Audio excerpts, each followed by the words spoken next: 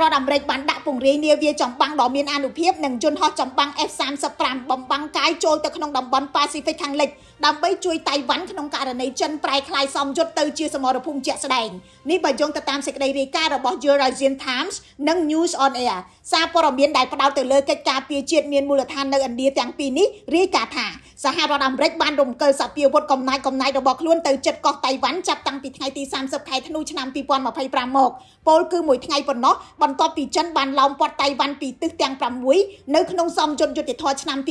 2025ដែលចាប់ផ្ដើមពីថ្ងៃទី29ខែធ្នូភ្នាក់ងារព័ត៌មាន Reuters ក៏បានរាយការណ៍ផងដែរថាកងទ័ពជើងទឹកសហរដ្ឋអាមេរិកបានដាក់ពង្រាយក្រុមនាវាផ្ទុកយន្តហោះ2ក្រុមចូលទៅក្នុងមហាសមុទ្រប៉ាស៊ីហ្វិកខាងលិចនាវាផ្ទុកយន្តហោះទាំងនេះដោយថាមពលនុយក្លេអ៊ែរដែលអាចដំណើរការបាន25ឆ្នាំដោយមិនចាំបាច់ចាក់ប្រេងហើយនាវានេះអមដំណើរដោយនាវាចម្បាំងនិងនាវាពិឃាតដែលបំពាក់មីស៊ីល Aegis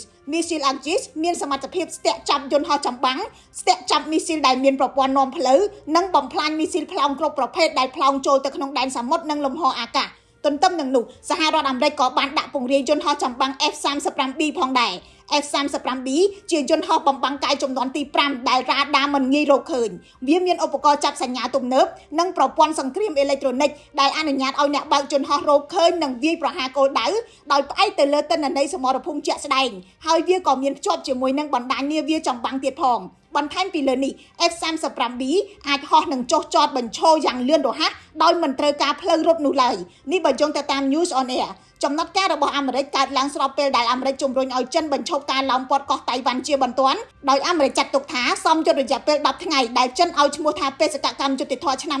2025នេះគឺជាសមយុទ្ធដែលមិនចាំបាច់ទាល់តែសោះក៏ប៉ុន្តែចិនអះអាងថាសមយុទ្ធនេះគឺជាការព្រមានតៃវ៉ាន់កុំឲ្យបំបីខ្លួននិងកុំឲ្យបរទេសលូកលាន់ចិនប្រើយន្តហោះចម្បាំង130គ្រឿងនិងនាវាពិឃាត22គ្រឿងព័ទ្ធតៃវ៉ាន់ពី6ទិសនិងបានបាញ់ផ្លោងគ្រាប់ពិតរួមទាំងមីស៊ីលនិងរ៉ុកែតហោះរំលងកោះតៃវ៉ាន់បានដាក់ពង្រាយប្រព័ន្ធការពារដែនអាកាសនិងនាវាមួយទឹកត្រៀមទប់ទល់ចិនខ្ញុំរស់សុធាពី News Today NPTV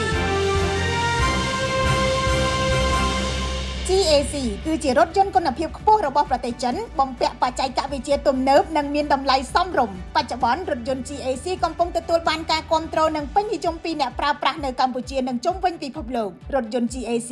នាំចូលនិងចែកចាយផ្លូវការនៅកម្ពុជាដោយក្រុមហ៊ុន TH Group